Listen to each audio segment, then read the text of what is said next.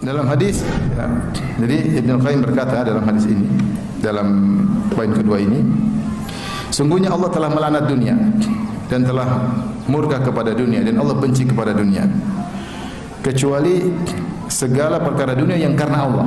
Kecuali segala perkara dunia yang karena Allah. Semua yang bukan karena Allah dibenci oleh Allah Subhanahu wa taala. Maka siapa yang mencintai apa yang dilaknat oleh Allah dan dimurkai oleh Allah dan dibenci oleh Allah, maka dia telah memaparkan dirinya untuk terfitnah dan untuk dimurkai dan untuk dibenci oleh Allah Subhanahu wa taala. Ya, jadi Ibnu Qayyim mengatakan dunia dilaknat dan dibenci. Di antaranya dalam hadis ya, Rasulullah SAW bersabda, "Ad-dunya mal'unatun." Dunia itu terlaknat. Mal'unun ma fiha. Ya. Dan terlaknat juga apa yang ada dalam dunia tersebut. Illa dzikrullah wa ma walah au aliman au muta'alliman. Ya. Kecuali zikir kepada Allah Subhanahu wa taala ya. Kemudian juga di sini orang yang belajar, orang yang alim dan juga orang yang belajar ya.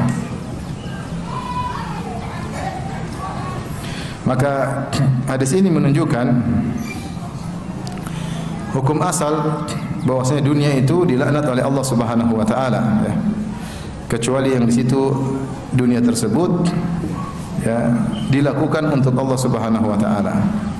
Yang dimaksud dengan terlaknat yaitu menjauhkan seseorang dari rahmat Allah Subhanahu wa taala, menjauhkan Allah dari kasih sayang Allah Subhanahu wa taala, dunia dan semua isinya.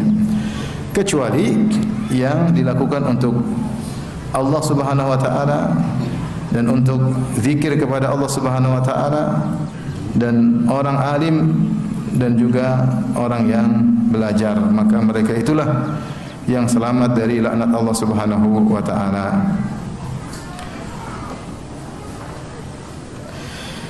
Yang dimaksud dengan wa mawalah yaitu apa yang mengantarkan kepada zikrullah seperti ketaatan kepadanya dan mengikuti perintahnya dan menjauhi larangannya. Intinya Nabi mengatakan dunia mal'unatun, dunia itu terlaknat, wa mal'unun ma fiha, dan semua di atasnya terlaknat kecuali zikir kepada Allah, wa mawalah, dan juga hal-hal yang merupakan ketaatan, kemudian yang menjauhkan diri dari yang haram, wa aliman wa muta'alliman, dan orang alim ataupun orang yang belajar. Maka jika kita telah tahu dunia dilaknat, maka jangan kita membenci sesuatu yang terlaknat. Maka jangan kita mencintai sesuatu yang terlaknat. Karena kita mencintai sesuatu yang menjauhkan kita dari rahmat Allah Subhanahu wa taala. Seorang kalau mengikuti dunia, yang dunia tersebut dia ikuti bukan karena Allah Subhanahu wa taala, maka dia semakin terjauhkan dari rahmat Allah. Semakin dia tenggelam dalam dunia bukan karena Allah, semakin terjauhkan dari rahmat Allah. Kenapa?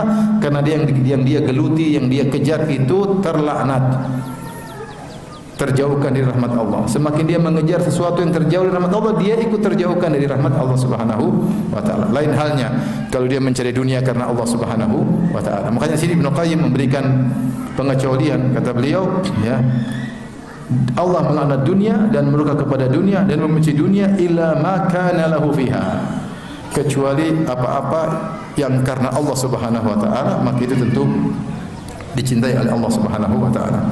Maka agar kita keluar dari laknat terkait dengan dunia, maka niatkan dunia yang kita dapatkan karena Allah Subhanahu wa taala. Seperti kisah Amr bin As radhiyallahu taala anhu ketika Rasulullah SAW mengangkat dia menjadi seorang amir, pemimpin pasukan. Dia bermusuh Islam beberapa bulan, kemudian diangkat menjadi amir pasukan perang. Rasulullah mengatakan agar kau mendapatkan ghanimah. Maka dia bilang, ya Rasulullah, aku berperang bukan untuk mencari ghanimah.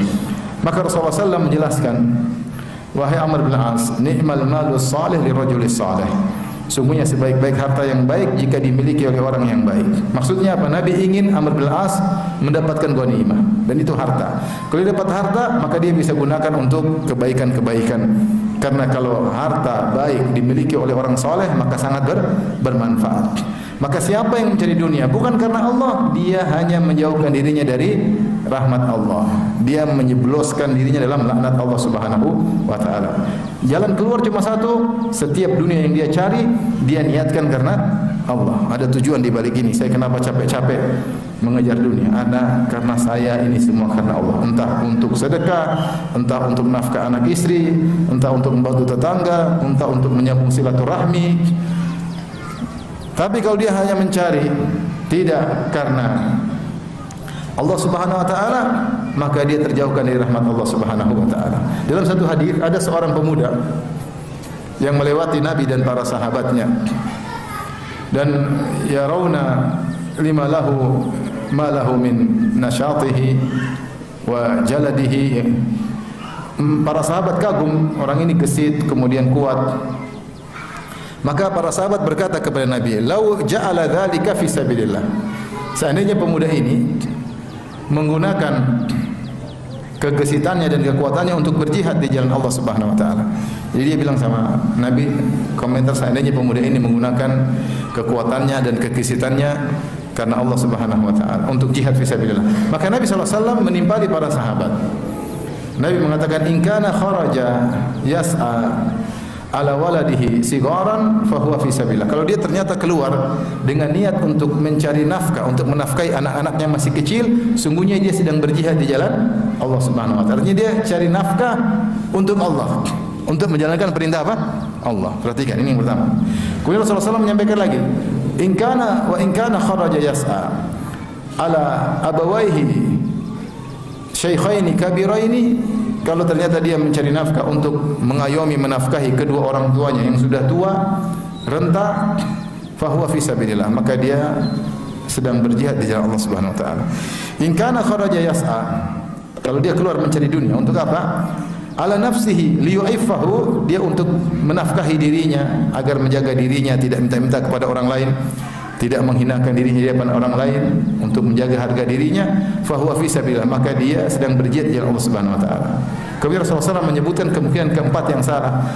In kana kharaja yas'a riya'an aw mufakharatan fahuwa fi sabilis syaitan. Kalau dia keluar cari harta untuk riya, untuk pamer-pamer, untuk bangga-banggaan, maka dia jalan syaitan. Kenapa? Karena dia semakin terlaknat. Seorang kalau ngumpulin hartanya untuk gagah-gagahan, untuk kaya-kayaan, untuk pamer-pameran, ini semua menjauhkan dia dari rahmat Allah Subhanahu wa taala.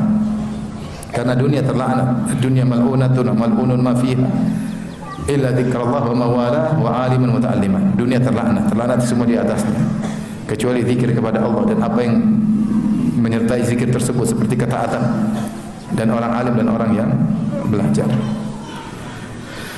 Maka inilah hakikat dunia yang kita kejar-kejar. Kalau kita cari dunia bukan karena Allah, kita sedang menjerumuskan diri dalam sesuatu yang dilaknat oleh Allah Subhanahu wa taala.